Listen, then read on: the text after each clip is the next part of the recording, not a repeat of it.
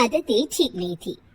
वो ना बोलने से पहले कुछ सोचती और ना ही कुछ करने में। उसकी इस आदत से सभी परेशान रहते।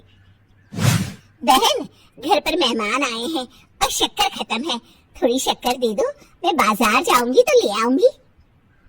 अरे शिखा बहन, तुम तो माफी करे, जब देखो तुम्हारे घर में कुछ ना कुछ खत्म ही रहता है। अरे शिल्पा, चिल्ला क्यों रही हो? कहा ना घर में मेहमान बैठे हैं, सुन लेंगे। सुन लेंगे तो सुन ले, तुम लोगों की मांगने वाली आदत तो बंद होगी। अच्छा शिल्पा, ना दो शक्कर, लेकिन बात तो अच्छे से करो। एक कटोरी शक्कर के लिए तुमने मेरी बड़ी बेइज्जती कर दी। शिल्पा बड़बड़ाते अंदर चली जाती है तो शिखा भी घर चली जाती है। माँ, क्या हुआ? अरे कुछ नहीं बेटा, पता नहीं कहां कहां से ऐसे पड़ोसी आ जाते हैं, जब देखो तब कुछ न कुछ मांगने के लिए घंटी बजाते हैं। अब घंटी बजे तो दरवाजा ना खोलना। पता नहीं माँ की ये आदत कैसे बदलेगी, किसी को कुछ भी बोल देती है, बोलने से पहले सोचती भी नहीं। शिल्पा की ये आदत दिन ब दिन बढ़ती ही जा रही थी। एक दिन शिल्पा के दरवाजे सब्जी वाला आया। सुनो भैया, मुझे ये भिंडी, टिंडे, लौकी और आलू के साथ 1 किलो प्याज दे दो। जी बहन जी। वो एक एक कर सारा सामान पैक कर देता है। कितने पैसे दूं? 220 रुपए पूरे। अरे इतना महंगा नहीं, हाँ मैं तो सिर्फ 150 दूंगी। नहीं, पैसे तो पूरे लूंगा, नहीं तो सब्जी वापस कर दो। ऐसे कैसे वापस कर दूंगी? मैं तो एक भी सब्जी वापस नहीं करूंगी। और हाँ, रही बात पैसों की, तो लेना है तो 150 ले लो, वरना मेरे मोहल्ले में घुसने तक नहीं दूंगी। हाँ। अरे नहीं बहन, हम लोग गरीब लोग हैं, ऐसा ना करो। पकड़ो ये 150 और दफा हो जाओ। शिल्पा की बेटी अंदर से ये सब देख रही थी। शिल्पा, तूने तो हद कर दी, बेचारा गरीब आदमी, उसका तो गुजारा ही इसी से होता है। बोलने से पहले सोचा कर बेटा। माँ, आप चुप रहो, घर चलाना बच्चों का खेल नहीं, और वैसे भी इतनी महंगी सब्जी थोड़ी ना होती है। आपको तो सिर्फ खाने से मतलब है, लेकिन मुझे तो सब सोचना पड़ता है ना। शिल्पा की सास ये बात सुनकर दुखी हो जाती है। शिल्पा की बेटी शिल्पा की ये सारी बातें सुन रही होती है। शिल्पा की बेटी एक दिन माँ से कहती है, माँ, ओ माँ, जरा यहाँ तो आना।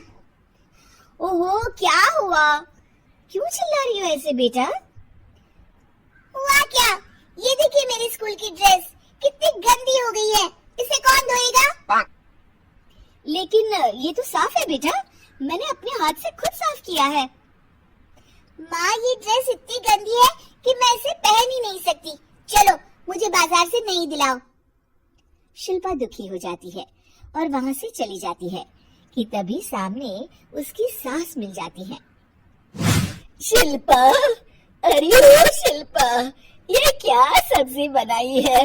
ऐसे भी कोई सब्जी बनाता है? शिल्पा सास की इस हरकत से सख्ते में आ जाती है। अरे माँ को तो मैं जो बना दूं उन्हें वो पसंद आ जाता था, फिर आज वो ऐसा व्यवहार क्यों कर रही है? शिल्पा कुछ समझ पाती कि थोड़ी ही देर में उसका पति आ जाता है। अरे शिल्पा, ये क्या है? क्या हुआ आपको? ये मेरी अलमारी पूरी अस्त व्यस्त है, तुमसे कोई काम नहीं होता है, सारा दिन पता नहीं क्या करती रहती हो। अरे मैंने तो सारी अलमारी साफ रखी है। इसे तुम साफ कहती हो? ये तो पूरा कूड़ादान लग रही है। शिल्पा परेशान हो जाती है और समझ नहीं पाती है कि उसके साथ क्या हो रहा है। शिल्पा अकेले कमरे में जाती है और जोर जोर से रोने लगती है। तभी वहाँ उसका पति, सास और बेटी आ जाते हैं। शिल्पा उन लोगों को देखकर और जोर जोर से रोने लगती है।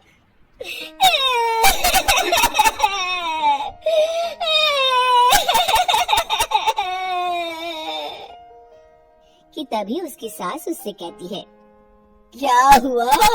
यहाँ बैठकर रोती रहोगी या फिर खाने को भी कुछ बनाओगी? माँ, पहले आप बताएं, आप लोगों को क्या हुआ है जो मुझसे ऐसा व्यवहार कर रहे हैं? वही हुआ है जो तुम्हें रोज होता है। मैं समझी नहीं।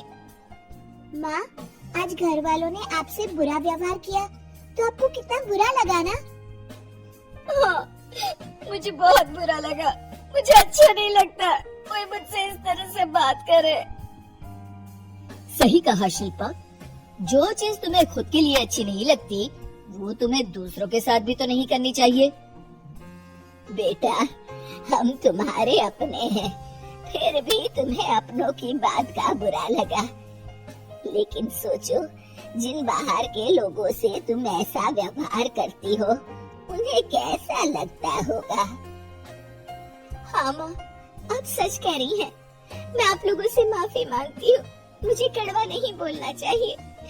मैं समझ गई।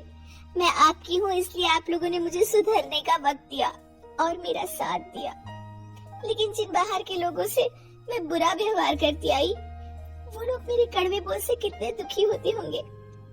मैं वादा करती हूँ, आज से ऐसा व्यवहार किसी के साथ नहीं करूंगी। सीख, हमें दूसरों के साथ वैसा ही व्यवहार करना चाहिए जो हम खुद के लिए अपेक्षा करते हैं।